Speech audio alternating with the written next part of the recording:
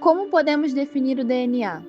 Será que seria herdado de nossos pais ou fruto de nossas escolhas? Como o estresse, alimentação, ambiente podem interferir nas futuras gerações? E é isso que a ciência da epigenética estuda. Ela demonstra que os mecanismos do nosso corpo podem tanto ativar genes ou desativá-los, mudando tanto nossa saúde quanto nosso comportamento, ajudando a formar todas suas individualidades genéticas. Nesse documentário, iremos nos aprofundar na ciência epigenética, desafiando todos os nossos pensamentos acerca da hereditariedade e ver exemplos reais como a terrível e infame fome na Holanda em 1944. Além disso, ver seus processos e suas variações.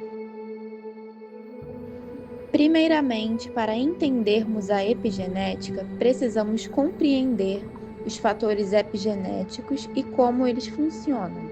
O primeiro fator que abordaremos é a metilação do DNA. Como sabemos, o DNA é composto de 4 bases nitrogenadas: a adenina, timina, guanina e a citosina.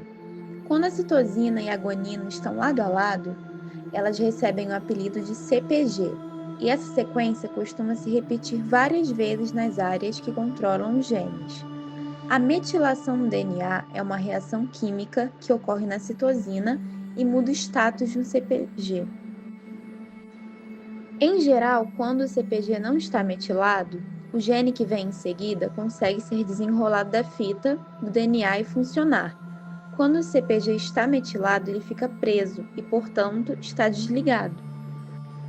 A metilação no DNA pode ser útil, por exemplo, para silenciar genes que causam câncer, mas também pode ser negativa por conta de uma metilação excessiva, desligando genes importantes para o cérebro, podendo ocasionar a doenças neurológicas.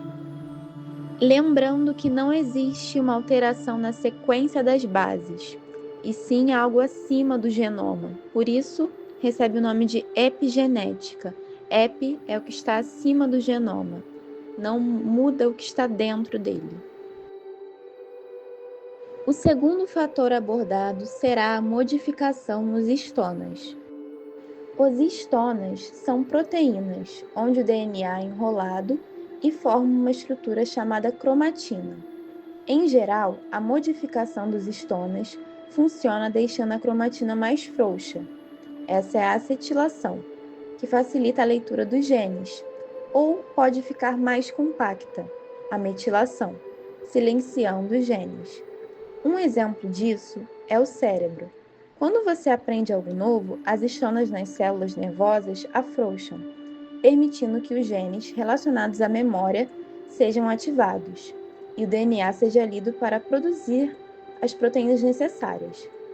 Ou no câncer, pois as histonas se compactam, silenciando genes, ou seja, não lidos que deveriam controlar o crescimento celular, permitindo que as células se dividam descontroladamente.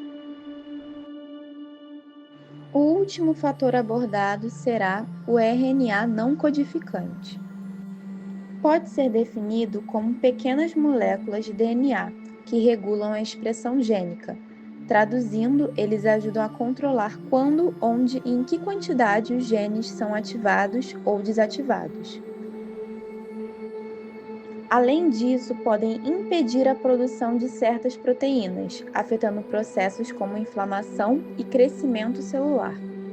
Entretanto, existem diversos tipos de RNA, como microRNA, que são pequenos RNAs que inibem a tradução de microRNAs ou induzem sua degradação. Também existe o RNA longo não codificante, que são RNAs mais longos que são responsáveis pela regulação da transcrição de genes.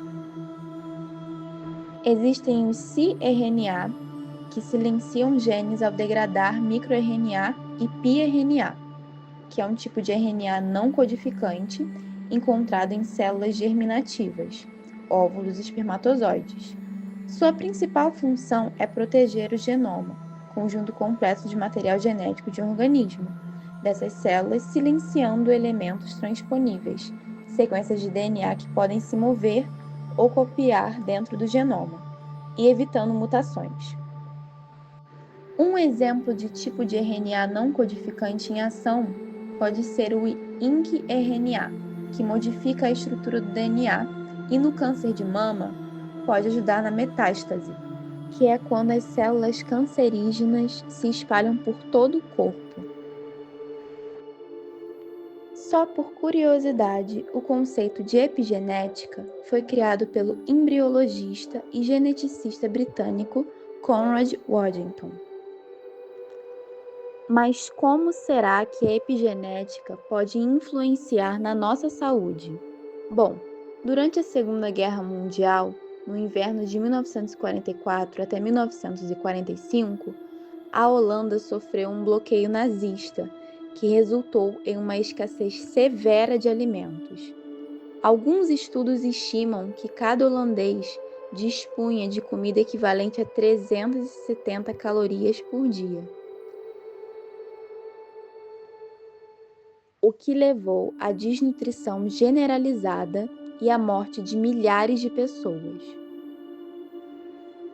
Pesquisadores analisaram que os descendentes das mães que passavam fome apresentavam maior risco de desenvolver diabetes e obesidade, continham problemas cardiovasculares e também pressão alta, além de ter alterações na metilação do DNA. Curiosamente, havia diferenças dependendo de se a fome foi no início ou no final da gestação. Se ocorreu no início da gestação, os bebês estavam nascendo com peso normal, mas tiveram problemas de saúde mais tarde na vida. Mas, se foi no final da gestação, nasceram menores e permaneceram com peso reduzido ao longo da vida. Ou seja, conseguimos entender que a epigenética pode influenciar na saúde dos futuros descendentes, mas também pode impactar além de fatores relacionados à hereditariedade, como alimentação, nível de estresse, qualidade de sono e prática de exercícios físicos. Então, basicamente, epigenética pode se ajustar de acordo com o seu estilo de vida. Por exemplo, se você se alimentar bem e fizer exercícios, seu corpo pode ativar genes que te deixam mais saudável.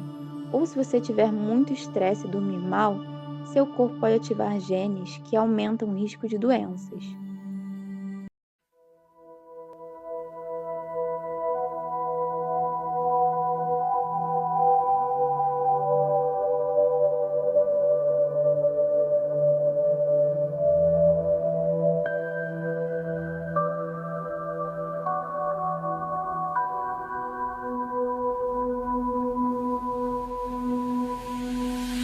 Música